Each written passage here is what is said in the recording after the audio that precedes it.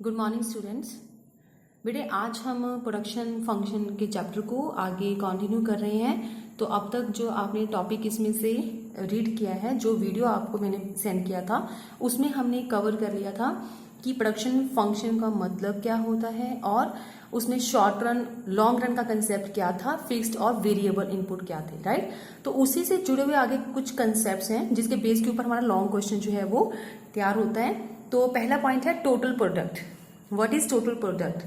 TP refer to total output of the firm per unit of time.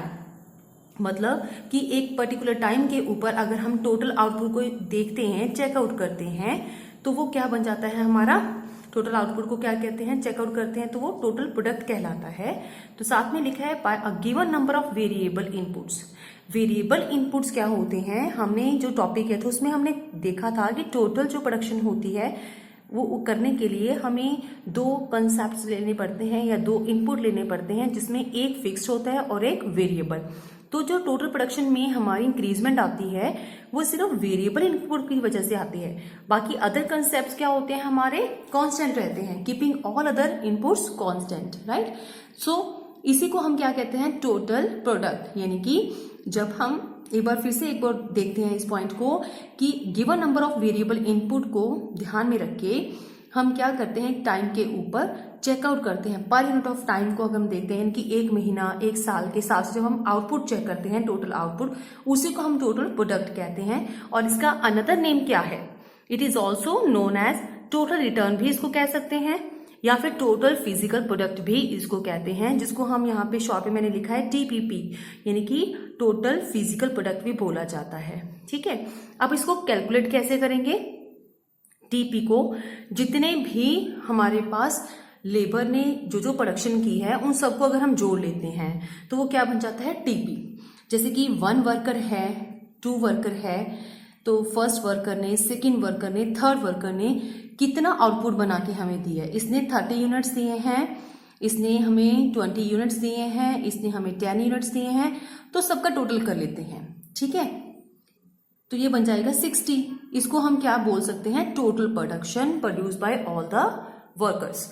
तो इसी तरह से इसका फॉर्मूला क्या बनेगा, ये हमारे पास मार्जिनल प्रोडक्टिविटी या मार्जिनल प्रोडक्ट बनता है फर्स्ट वर्कर का, ये बनता है मार्जिनल प्रोडक्ट सेकंड का, और ये बनता है मार्जिनल प्रोडक्ट थर्ड का।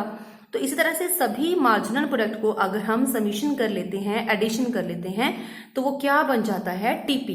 तो टीपी का अगर फॉर्मूला आपको आ जाए तो आप वेरी सिंपल इसको बता सकते हो, समीशन ऑफ एमपी। ठीक है, तो मार्जिनल प्रोडक्टिविटी ऑफ 1%, 2% एंड 3%, तीनों को जोड़ के तो हो गया टोटल प्रोडक्ट।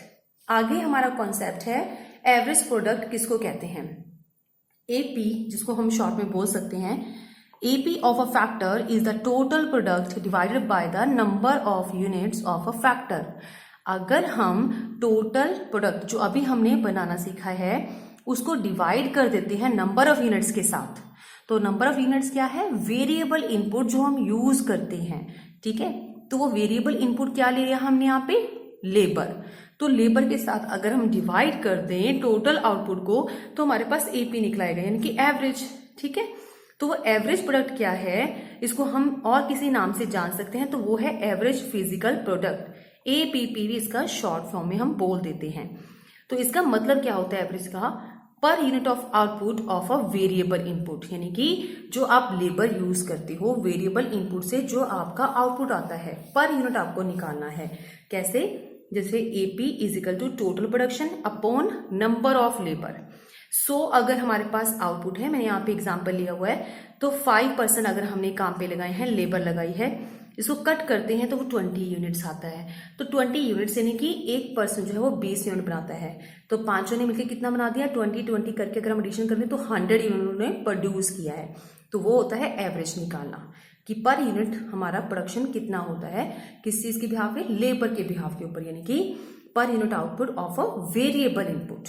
ठीक है, तो वो आपके पास एवरेज निकलता है। तीसरा कॉन्सेप्ट है हमारा मार्जिनल प्रोडक्ट। तो मार्जिनल प्रोडक्ट का मतलब क्या है, जैसे हमने मार्जिनल यूटिलिटी के अंदर किया था कि हमारे पास एक यूनिट जो होता है उसमें से अब लास्ट वाले यूनिट अगर हम लेस कर देते हैं तो मार्जिनल यूटिलिटी निकलता है। सिमिलर यहाँ पे भी वही कॉन्सेप्ट है कि मार्जिनल प्रोडक्टिविटी क्या होता है, टोटल प्रोडक्शन nth आइटम में से अगर टोटल प्रोडक्शन nth -1 कर देते हैं तो वो हमारे पास मार्जिनल प्रोडक्टिविटी फाइंड आउट होता है। तो इसको हम थोड़ा सा रीड करते हैं। MP is the change in total production resulting from the use of one more unit of variable input keeping all the other input constant। बाकी सभी चीज को हम इग्नोर कर देते हैं, उनको हम कांस्टेंट रहने देते हैं, सिर्फ एक पॉइंट को हम ध्यान में रखते हैं, वेरिएबल इनपुट। वेरिएबल मतलब जो चेंज किया जा सकता है प्रोडक्शन बढ़ाने के लिए, और वो क्या होता है, लेबर। तो लेबर के ऊपर अगर कॉन्सेंट्रेट करते हैं तो लेबर को अगर हम एक यूनिट भी लेबर की अगर बढ़ाते हैं, ठीक है, the use of one more unit of labour, अगर लेबर की एक यूनिट अगर हम बनाते हैं, बढ़ा देते हैं, तो इसका रिजल्ट हमें क्या मिलता है, चेंज इन टोटल प्रोडक्ट। तो टोटल प्रोडक्ट में हमें चेंज हमें दिखेगा ही दिखेगा, ठीक है। इसी तरह से फिर से अगर एक लेबर और बढ़ा दी हमने तो फिर से हमारा जो है प्रोडक्ट में चेंज नजर आएगा। उसी चेंज को हम क्या कहते हैं, MP, यानी कि मार्जिनल प्रोडक्ट, राइट। तो ये 3 कॉन्सेप्ट हैं हमारे। एक मार्जिनल प्रोडक्ट का अनदर फॉर्मूला भी है, वो भी आपको चेकआउट करना है, change total production upon change labour, ठीक है। आप चाहे ये लिख सकते हो या इस तरीके से मार्जिनल प्रोडक्टिविटी जो है वो फाइंड आउट कर सकते हो। Clear student. तो जैसे कि यहाँ पे एग्जाम्पल मैंने लिया है, 100 यूनिट्स बनते हैं जब एक लेबर काम कर रहा था। जब हमने सेकंड लेबर को अपॉइंट किया तो 130 यूनिट्स हमारे बनने लगे। तो 100 और 130 में कितने का डिफरेंस है, 30 यूनिट्स का, राइट। तो 30 क्या हो गए, अनदर जो प्रोड्यूस किया है सेकंड लेबर ने। तो हम इजीली कह सकते हैं कि सेकंड पर्सन जब आया तो उसने अकेले ने कितने यूनिट्स बनाए, 30 यूनिट्स बनाए, तभी तो प्रोडक्शन 130 हो गया ना। तो पहले वाले ने कितने बनाए थे, 100, और जो सेकंड आया उसने 30 यूनिट्स प्रोड्यूस करके दिए हमारी फर्म को। तो कितना हो गया टोटल, 130, ठीक है, जो हमने एग्जांपल लिया उसके बिहाफ के ऊपर। तो नेक्स्ट इन्हीं तीनों कंसेप्ट को हम एक टेबल के थ्रू समझते हैं। सो यहाँ पे हम टेबल में क्या ले रहे हैं, एक तो हम ले रहे हैं क्वांटिटी ऑफ वेरिएबल इनपुट्स, यानी कि लेबर, ठीक है, ब्रैकेट में हमने मेंशन किया है, लेबर को हमने लिया है। और यहाँ पे साथ में अगर आप चाहो तो फिक्स फैक्टर को शो ऑफ कर सकते हो, अगर आप नहीं चाहते तो इस वाले कॉलम को आप इग्नोर भी कर सकते हो, क्योंकि इसका हमारे टोटल आउटपुट में कोई भी कंट्रीब्यूशन नहीं होता, क्योंकि वो एक फिक्स फैक्टर है जो कांस्टेंट चल रहा है। टेबल में हमें इन तीनों को कंसेप्ट को समझने के लिए इसकी जरूरत नहीं भी है, पर अगर आप बनाना चाहते हो तो you can draw the column here, okay. तो हमने यहाँ पे ड्रॉ कर दिया है। वैसे हम लिखते हैं फिक्स फैक्टर, क्या, लैंड। तो लैंड क्या है, हमने लिया है 1 हेक्टेयर, इस तरह से मैंने नोट कर लिया 1 1 1। और अगर हम यहाँ पे स्टार्ट करते हैं, 0 लेबर, अगर हमने कोई लेबर नहीं लगाई, 0 है हमारा लेबर, तो क्या लेबर नहीं है तो आउटपुट होगा, नहीं, तो वो भी 0 होगा।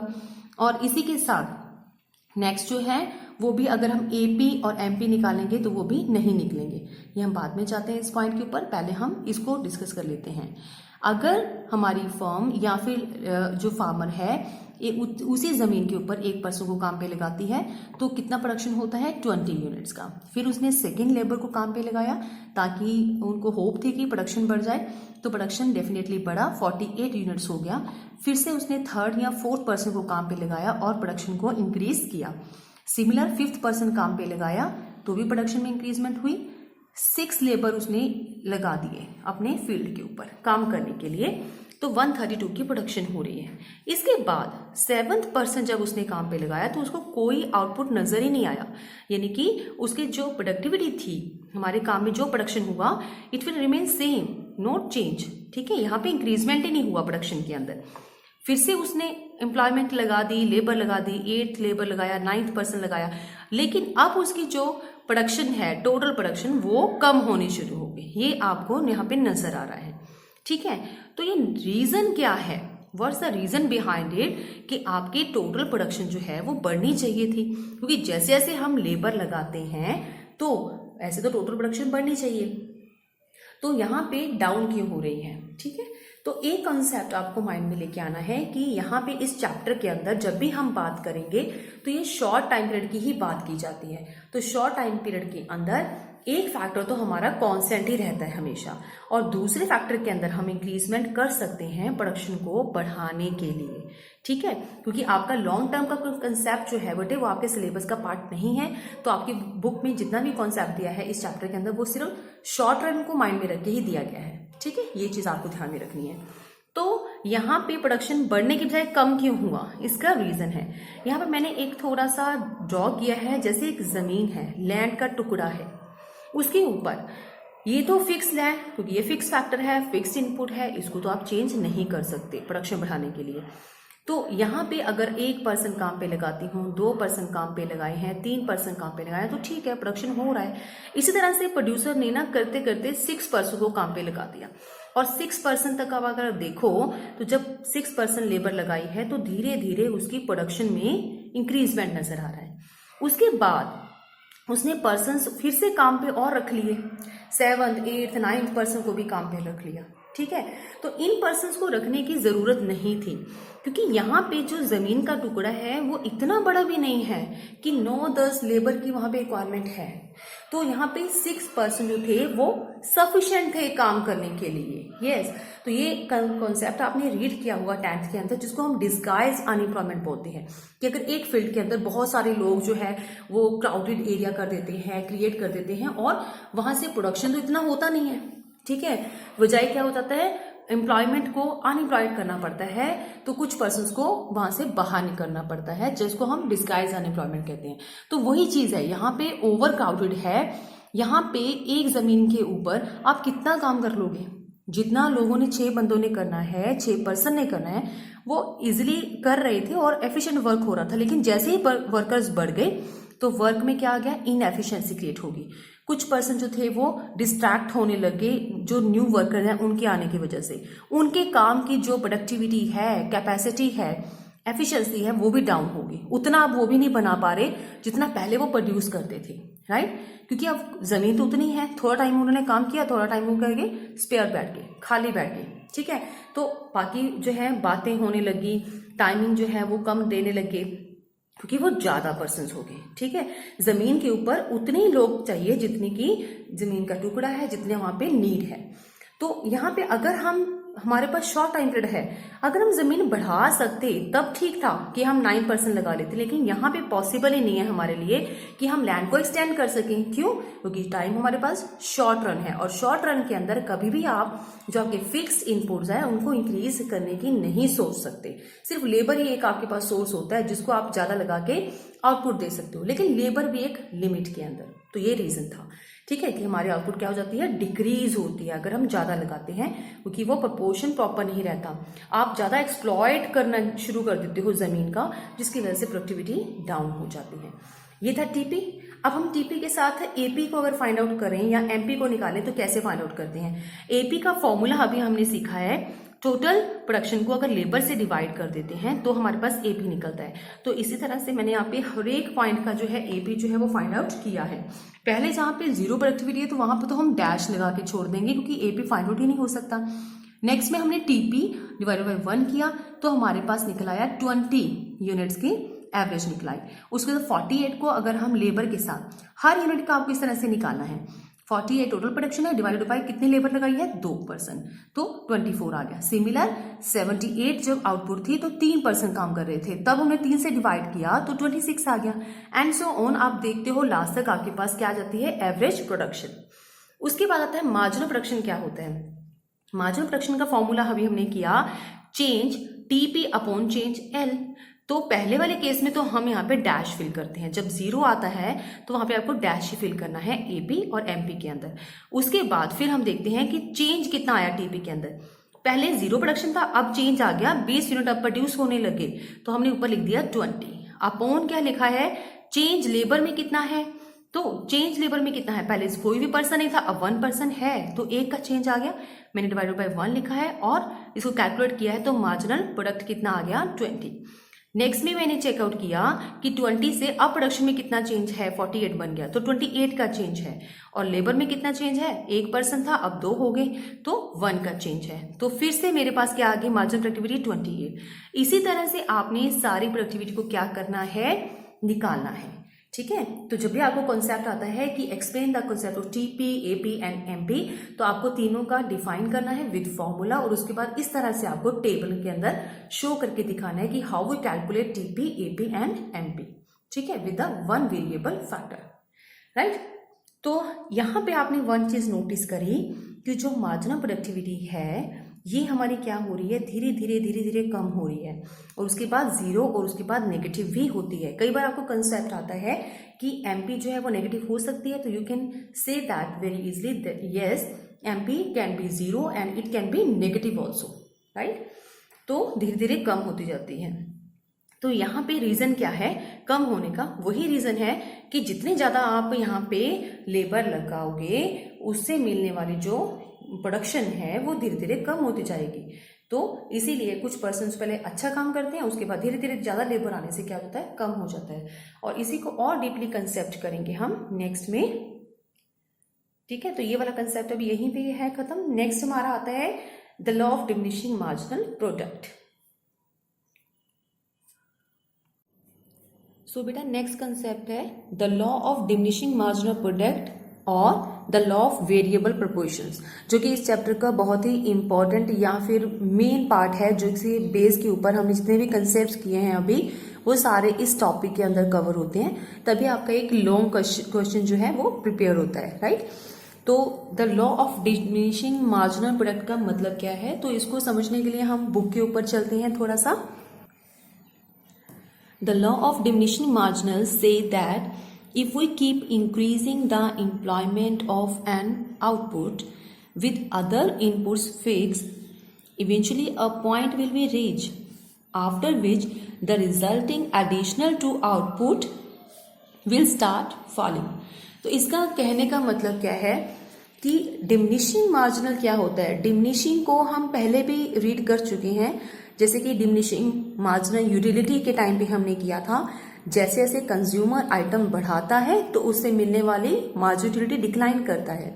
तो सेम डिमिनिशिंग यहाँ पे हम अप्लाई करते हैं, क्योंकि लॉ एक ही रहता है डिमिनिशिंग का, law of diminishing marginal product. यहाँ पे यूटिलिटी की जगह पे क्या वर्ड यूज किया हमने, प्रोडक्ट। तो मार्जिनल प्रोडक्टिविटी या मार्जिनल प्रोडक्ट जो है वो डिक्लाइन होता रहता है जैसे जैसे हम इंक्रीज करते जाते हैं लेबर को, इस इनपुट को बढ़ाते हैं। हाँ, बाकी सारे इनपुट्स हमारे फिक्स रहते हैं, लेकिन अगर हम लेबर को इंक्रीज करते जाते हैं तो किस रिजल्ट पे हम पहुंचते हैं कि रिजल्ट ये निकलता है कि एडिशन टू आउटपुट, कि हमारा जो एडिशन हो रहा है आउटपुट के अंदर, जो आउटपुट हमारा बढ़ रहा है वो धीरे धीरे अब क्या हो रहा है, फॉलिंग, यानी कि डिक्रीज होना स्टार्ट हो जाता है।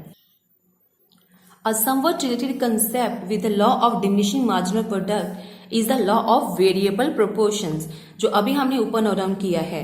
तो जो कि हमारा डिमिनिशिंग मार्जिनल प्रोडक्ट से जुड़ा हुआ कंसेप्ट है, जिसको हम क्या कहते हैं, इसको हम लॉ ऑफ वेरिएबल प्रोपोर्शन भी बोल सकते हैं।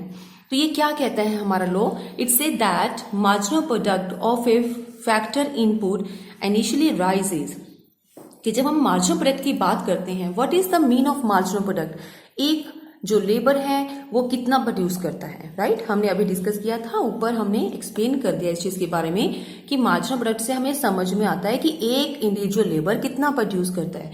तो शुरू में जैसे जैसे हम प्रोडक्शन जो है बढ़ाना चाहते हैं, marginal product of a factor input, एक फैक्टर जो हम लगाते हैं इनिशियली तो राइज करेगा मार्जिनल प्रोडक्ट, ठीक है। सभी जो हमारी एम्प्लॉयमेंट है वो उसके बेस के ऊपर धीरे धीरे धीरे धीरे हमें अच्छा प्रोडक्शन मिलेगा। But after reaching a certain level of employment, अभी हमने क्या देखा था कि कुछ पॉइंट के बाद जो हमारी प्रोडक्शन थी वो कम होना शुरू हो जाती है। तो हमने टेबल के अंदर लिया था कि 132 तक तो हमारी आउटपुट इंक्रीज होती है with the increase of unit of labour, but after that it will decreasing, right.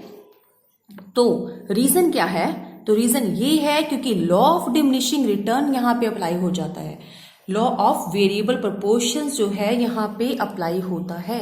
अब डिमिनिशिंग रिटर्न तो आप समझ गए हो, लेकिन लॉ ऑफ वेरिएबल प्रोपोर्शंस क्या होता है, उसका मतलब ही ये है कि पहले आपका इंक्रीजिंग मतलब तेजी के साथ आपका प्रोडक्शन बढ़ेगा, फिर थोड़ा धीरे गति से बढ़ेगा, उसके बाद बढ़ते बढ़ते वो डिक्लाइन भी होना शुरू हो जाएगा, ठीक है। तो as we hold one factor input fixed, अगर हम एक फैक्टर फिक्स लेते हैं and keep increasing the other, और बाकी सबको हम इंक्रीज कर देते हैं। जैसे कि हम लेबर की बात कर रहे हैं, हमने अपनी एग्जाम्पल में 2 ही चीजें ली हैं, one fix factor and other is हमारा वेरिएबल फैक्टर। तो इस वजह से क्या है कि हम जो बाकी अदर हैं इंक्रीजिंग कर रहे हैं तो फैक्टर प्रोपोर्शन चेंज होगा। तो स्टार्टिंग में हम यही लिखेंगे, इंक्रीज होता है हमारा आउटपुट वेरिएबल इनपुट की वजह से।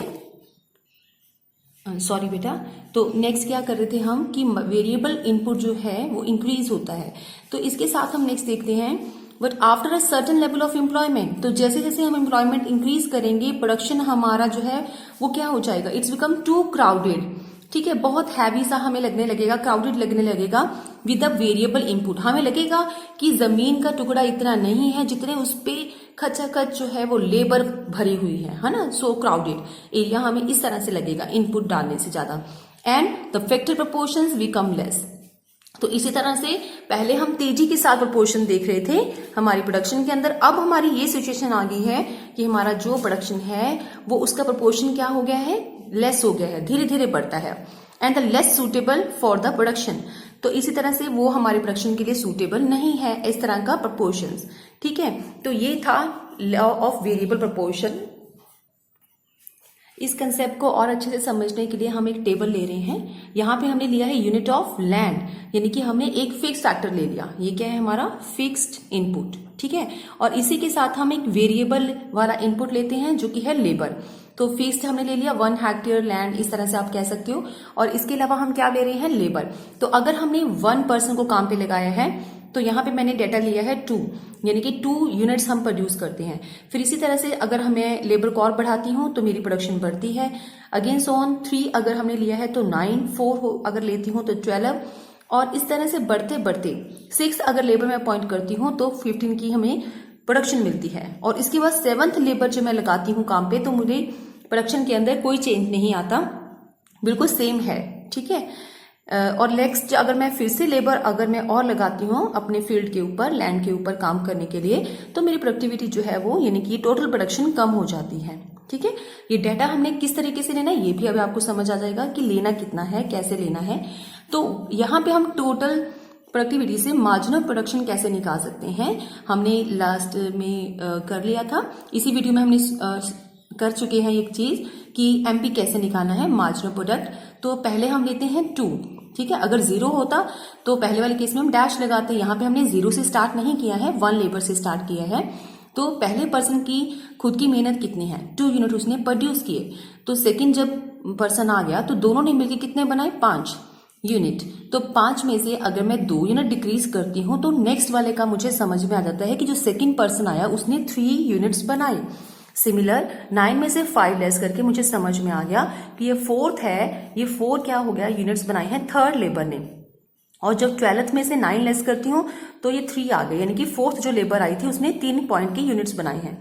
14 में से 12 लेस किया 2, तो 5th पर्सन ने कितने यूनिट बनाए, 2। 15 में से 14 लेस किया तो 6 पर्सन ने कितने बनाए, 1।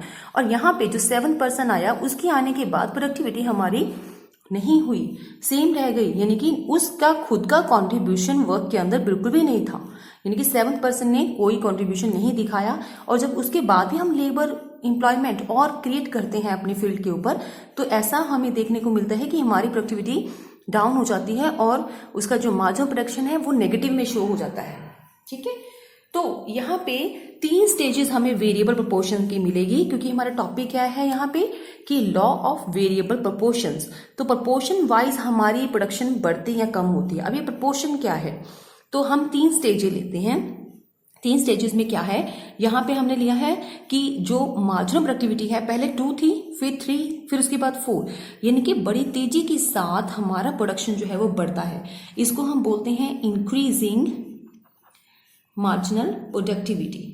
ठीक है, यानी कि इंक्रीजिंग रिटर्न टू स्केल भी बोल सकते हैं, increasing return to a factor लिख देते हैं यहाँ पे। ओके, तो उसके बाद जो एमपी है ये हमारा कम हो गया, 4 से कम हो गया, 3 रह गया ना, उसके बाद फिर कम हो रहा है, उसके बाद फिर कम हो रहा है, यानी कि ये जो हमारा केस नजर आ रहा है, प्रोपोर्शन नजर आ रहा है, उसको हम बोलते हैं diminishing return two factor.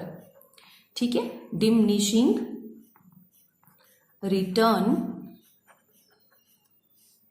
Two factor.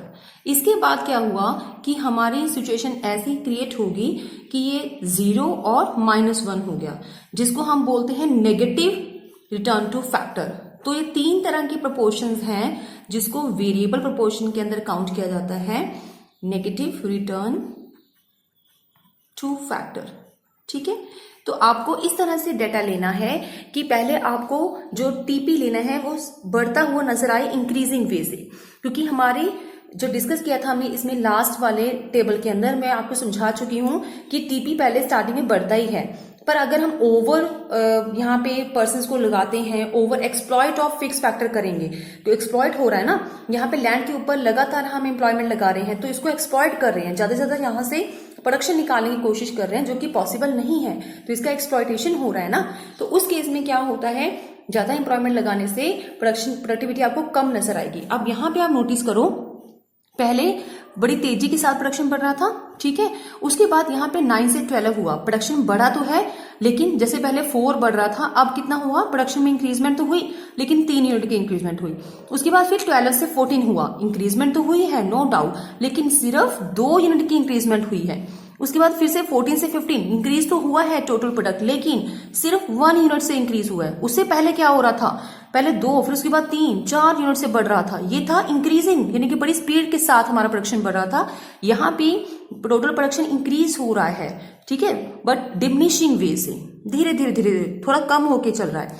उसके बाद तो यहाँ पे बढ़ना ही स्टार्ट नहीं हो रहा, यानी कि डाउन हो गया, इसको हम बोलते हैं नेगेटिव रिटर्न टू फैक्टर। ठीक है, ये 3 वेरिएबल्स के प्रोपोर्शंस हैं। तो इसका टेबल जो है हम नेक्स्ट वीडियो में करेंगे बेटे। तो आज के लिए इतना ही हम टॉपिक खत्म करते हैं। ओके बेटे।